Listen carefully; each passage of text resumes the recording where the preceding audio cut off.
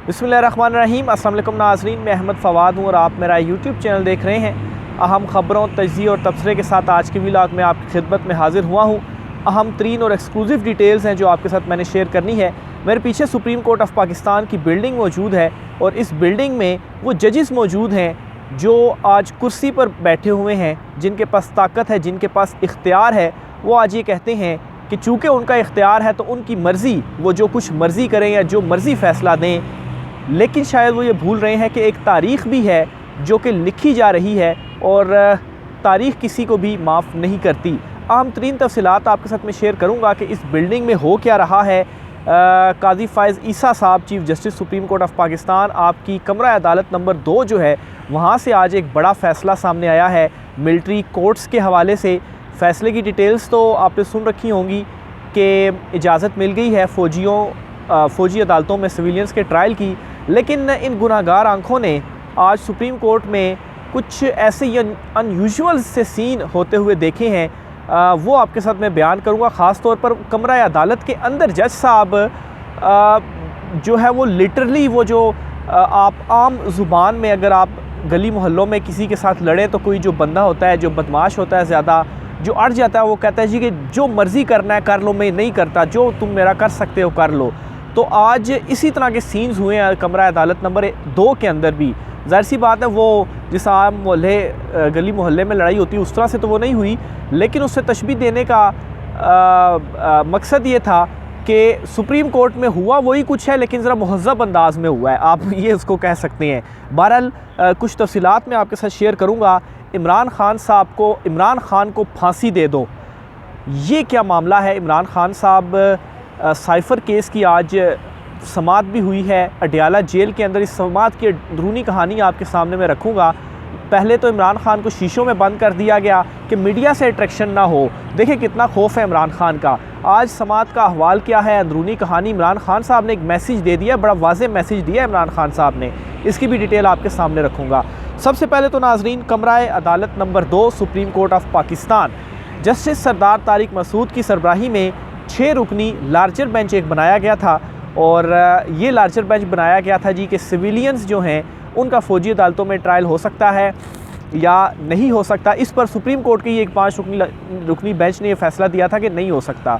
तो उसको अपील में लेकर आए हुए थे, चैलेंज किया हुआ था सुप्रीम कोर्ट में और 6 रुकनी लार्जर बेंच बना था। इस केस की आज समाअत हुई और फ़ौजी अदालतों को बहाल कर दिया गया है। आपको अगर ख़ुलासा बता दूँ केस का के अदालतें फ़ौजी बहाल कर दी गई हैं और वो जो 103 या 104 मुल्ज़िमान थे उनका कहा गया जी कि आप जो ट्रायल है वो फ़ौजी अदालतों में करें, कंटिन्यू करें। और बस उसमें एक चीज़ आपने नहीं करनी कि आपने हतमी फ़ैसला जो है वो नहीं सुनाना, यानी कि आप ट्रायल सारा प्रोसेस कंप्लीट कर लें, फ़ैसला महफूज रखें, सुनाना नहीं है। और सुप्रीम कोर्ट ऑफ़ पाकिस्तान जब कहेगी या सुप्रीम कोर्ट ऑफ़ पाकिस्तान में जब मैटर सॉल्व हो जाएगा तो फिर उसके बाद आप वो जो फ़ैसला है फिर उसके ऊपर भी आ जाएगा कि आपने क्या करना है। तो सुप्रीम कोर्ट ने बहाल कर दी हैं और 6 रुकनी बेंच था जिसमें से 5-1 से फ़ैसला आया है। जस्टिस मुसर्रत हिलाली ने जो है वो अगेंस्ट फ़ैसला दिया है और जो 5 जजिस थे उन्होंने इजाज़त दे दी है। तो अब ये भी बड़ा एक जो है वो सवाल था कि 5 रुकनी बेंच था जिसने कालअदम करार दिया था फ़ौजी अदालतों को और फिर इसी के ऊपर ये 6 रुकनी बेंच बना और 5 जजों ने ये फ़ैसला दे दिया कि इजाज़त है आपको सिविलियंस का, आप ट्रायल करें। तो ये भी एक क्वेश्चन मार्क है, लेकिन बहरहाल फ़ैसला आ चुका है और इसके ऊपर अब जो इम्प्लीमेंट है वो किया जाएगा। अच्छा, इस केस में आज जब आगाज़ ही हुआ केस का, कुछ आम तरीन सवालात और भी इस पे उठते हैं कि जो जजेस थे वो ऐसा लग रहा था कि वो पहले से ही माइंड बनाकर आए हुए थे कि ये फ़ैसला हमने देना है। ऐसा मैं क्यों कह रहा हूँ, मेरी ऑब्जर्वेशन है इस पर भी एक, वो भी आगे चलकर मैं आपके साथ शेयर करूँगा। लेकिन जब आगाज़ हुआ तो जो हुआ सुप्रीम कोर्ट में एक इंसिडेंट हुआ, एक अफसोसनाक सानेहा में उसको कहूँगा, वो ये हुआ जी कि वकला और जजेस के दरमियान, सरदार तारिक मसूद के दरमियान एक बहस छिड़ी, एक लड़ाई हुई। और मैंने एटलीस्ट ये पहली मरतबा देखा है कि इस तरह से जज गुस्से में जो है वो उसने जो बात है वो की हो। यानी कि चीफ जस्टिस काज़ी फ़ाइज़ ईसा साहब की भी अदालत में हम होते हैं, वो भी अक्सर वकीलों के ऊपर गुस्सा करते हैं, लेकिन जस्टिस सरदार तारिक मसूद का जो वो गुस्सा था वो ये शो कर रहा था कि भाई बस मैं जज हूँ, मैंने फ़ैसला करना और मैं ये फ़ैसला करूँगा, बस आप जाएं, आप बैठ जाएं। हुआ क्या है जी, इसके ऊपर रोशनी डालता हूँ। एतराज़ किया गया जस्टिस सरदार तारिक मसूद के ऊपर जवाद ख्वाजा की जानिब से कि आप इस बेंच की में जो है वो ना बैठें। क्यों एतराज़ किया गया? क्योंकि उनका ये मानना था कि वो एक मरतबा पहले भी इस हवाले से अपना माइंड शो कर चुके हैं कि उन्होंने काबिल समात होने के हवाले से अपनी कोई ऑब्जर्वेशन वगैरह दी थी, तो आप जो है वो इस बेंच से अलहदा हो जाएँ। ये जवाद एस ख्वाजा हैं जो कि इस केस में दरख्वास्त गुजार थे, और एतजाज़ अहसन और लतीफ़ खोसा दोनों मौजूद थे। उन दोनों ने ये एतराज़ किया कि आप जो है वो इस बेंच में ना बैठें, कोई दूसरा जज आकर बैठ जाए, और उन्होंने ये रीज़न जो है वो दी। और ये नॉर्मल है, होता है इस तरह से अदालतों के अंदर, और आम तौर पर यही देखा गया है कि जो जजेस होते हैं वो अलहदा हो जाते हैं। और इवन के एक केस में तो मैंने देखा था, जस्टिस मंसूर अली शाह थे गालिबन, उन्होंने कहा था जी कि अगर आपको मेरे ऊपर एतराज़ है तो मुझे बताएं, मैं खुद ही अलहदा हो जाता हूँ। यानी कि जज साहब ने खुद ग्रेस का मुजाहरा करते हुए ये कहा। उनके ऊपर एतराज़ हुआ भी नहीं था, लेकिन उन्हें मालूम था कि आगे चलकर हो सकता है सवाल, तो मैं खुद ये कह देता हूँ। तो यहाँ पर तो वैसे ही दरख्वास्त आई हुई थी, एतराज़ जो है वो किया भी गया, लेकिन जस्टिस सरदार तारिक मसूद जो हैं वो उन्होंने कहा कि मैं इस बेंच से अलहदा नहीं होता, मैं उठता ही नहीं हूँ। इस पर काफ़ी सारी जो चीज़ें हैं वो सामने भी आ रही हैं कि उन्होंने ये कहा कि जो करना है कर लें। एग्जैक्ट क्या हुआ वो मैं आपके सामने रखता हूँ जी, कि जो उनके रिमार्क्स और वो सारी चीज़ें आई हैं जी।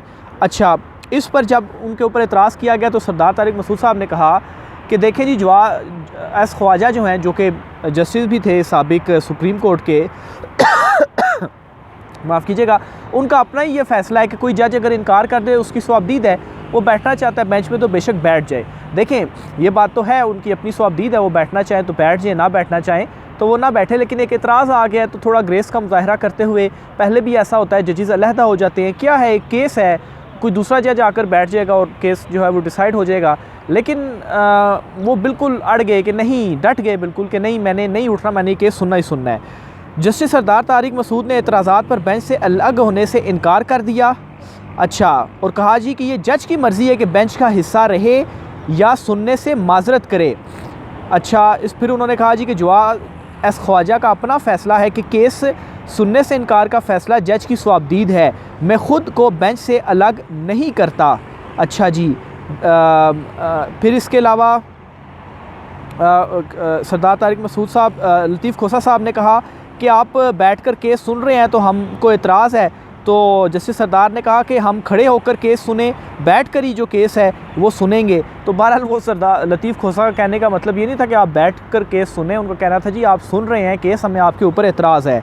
और इसी तरह से बैरिस्टर एतजाज़ अहसन जो है वो भी खड़े हुए और उन्होंने कहा कि हमें आपके ऊपर एतराज़ है, आपको बेंच से अलहदा हो जाना चाहिए, एक उनका था। इसके ऊपर काफ़ी गुस्से में जो है वो सरदार तारिक मसूद साहब ने फिर कहा कि मैं नहीं कर रहा समात से इनकार, आगे चलें। यानी कि उन्होंने कहा जी कि मैं बैठा हुआ हूँ और मैं ये केस सुनूंगा, और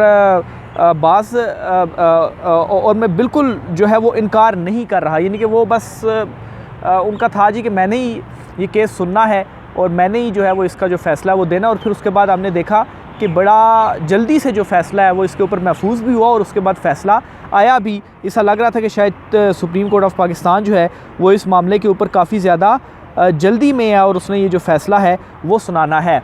तो बहरहाल इस तरह से केस आगे चला और दलाइल फिर हुए इसके ऊपर, अटॉर्नी जनरल भी बोले और फ़ैसला फिर महफूज हुआ। फ़ैसला महफूज होने के बाद सुनाया गया और फिर उसके बाद 5-1 की अक्सरियत से ये जो फ़ैसला इस केस का वो सुना दिया गया।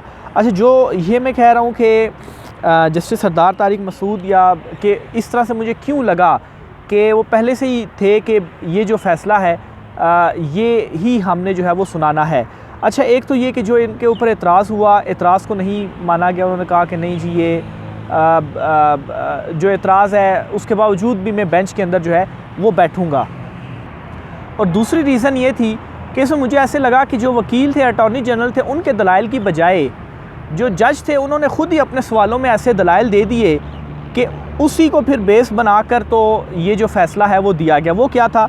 अच्छा, एक मामले को उठाया गया, वो मैं आपके सामने रखता हूँ कि जो 23 इंसिडेंट हुआ कल का, दहशतगर्दी का वाक़या हुआ, उसमें 23 जो फ़ौजी जवान थे हमारे वो शहीद हुए। अच्छा, इसको सवाल बनाते हुए जस्टिस सरदार तारिक मसूद जो हैं उन्होंने कहा कि वो जो शहीद हुए हैं और वो जो दहशतगर्द हैं या अगर कोई पकड़े गए हैं या वो जो सिविलियन दहशतगर्द हैं, तो अगर ये कालादम होगा तो फिर उनका जो ट्रायल है वो कहाँ पर चलाया जाएगा। तो एक तरह से एक वैलिड भी ये क्वेश्चन था कि अगर ये कालादमी होगी हैं अदालतें तो वो वाला जो केस है वो फिर उनके ऊपर केस किस तरीके से चलेगा। तो ये तो एक सवाल उन्होंने पूछा, लेकिन इसके ऊपर सलमान अकरम राजा ने कहा कि आप हमें टाइम दें तो हम इसके ऊपर आपको सेटिस्फाई कर सकते हैं। कोई ऐसा तरीका निकाला जा सकता है कि उनका बेशक होता रहे, लेकिन असल मामला है कि सिविलियंस का नहीं हो सकता फ़ौजी अदालतों में ट्रायल। बाकी जो दहशतगर्द हैं, ज़ाहिर सी बात है उनका तो वही करेंगे और सारी वो जो चीज़ है। बहरहाल ये उन्होंने ख़ुद ही सवाल किया और फिर मुझे भी यही लगा कि इसी की बेस के ऊपर उन्होंने जो फ़ैसला है वो दे दिया। और बाकी किसी दरख्वास्त गुजार को उस तरह से नहीं सुना गया आज। और अटॉर्नी जनरल थे और वज़ारत दिफा के वकील थे ख्वाजा हारिस, उनको सुना गया और बस फिर उन्होंने सवाल किया और इसी के ऊपर फिर बाद में उन्होंने फ़ैसला महफूज किया और फिर फ़ैसला सुनाते हुए फ़ौजी अदालतें भी बहाल हो गई और इजाज़त भी दे दी गई कि सिविलियंस का ट्रायल किया जा सकता है। तो ये तो हो गया सुप्रीम कोर्ट ऑफ पाकिस्तान से मामला। दूसरा आज जो है वो अडियाला जेल में साइफ़र केस की समाअत हुई है इमरान खान साहब के केस की। अच्छा, इस केस में इमरान खान और शाह महमूद कुरैशी के ऊपर फ़र्द जुर्म आयद कर दी गई है, सेहत जुर्म से इनकार किया गया है। लेकिन जो वकला है पाकिस्तान तहरीक इंसाफ के सलमान सफदर, वो कह रहे हैं फ़र्द जुर्म आयद नहीं हुई। बहरहाल जो चीज़ें रिपोर्ट हुई हैं वो पहले मैं आपके सामने रखता हूँ, क्योंकि अंदर इजाज़त तो थी नहीं। जो बेचारे 2 लोगों को थी अंदर इजाज़त, उन्होंने आकर ठीक सही रिपोर्टिंग, सच्ची रिपोर्टिंग की, तो उनके ऊपर भी बैन लग गया, उनको भी अंदर नहीं जाने दे रहे। तो उसी तरीके से वकीलों के थ्रू, इधर अपने सोर्सेज के थ्रू जो हम डिटेल्स इकट्ठी करते हैं, तो उसके तहत जो डिटेल्स आई है वो मैं आपको बताता हूँ। और इमरान खान साहब ने अपनी फांसी और सज़ाए मौत के हवाले से क्या कहा है, बड़ा अहम बयान है, वो भी आपको सुनाऊँगा। साबिक चेयरमैन पाकिस्तान तहरीक इंसाफ इमरान खान और शाह महमूद कुरैशी पर ऑफिशियल सीक्रेट एक्ट के तहत साइफ़र केस में फ़र्द जुर्म आयद कर दी गई। मुलजिमान की जानिब से सेहत जुर्म से इनकार कर दिया गया और 2 सफ़ात पर मुश्तमिल फ़र्द जुर्म ऑफिशियल सीक्रेट एक्ट के 3 इल्ज़ामात के तहत आयद की गई। केस की समाअत जज अबू हसनात ने की। इस्तिग़ासा की शहादत तलब करते हुए केस की मज़ीद समाअत कल जुमेरात तक मुलतवी कर दी। साइफ़र केस की समाअत के मौके पर FIA प्रोसिक्यूटर जुल्फ़िकार अब्बास नकवी ने इमरान खान और शाह महमूद कुरैशी के वकला अदालत में पेश हुए, जबकि इमरान खान की अहलिया बुशरा बीबी और बहनें वगैरह भी वहाँ पर मौजूद थीं।